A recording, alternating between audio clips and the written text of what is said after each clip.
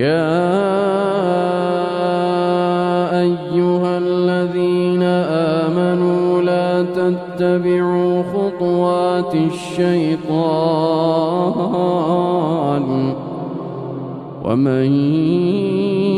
يتبع خطوات الشيطان فإنه يأمر بالفحشاء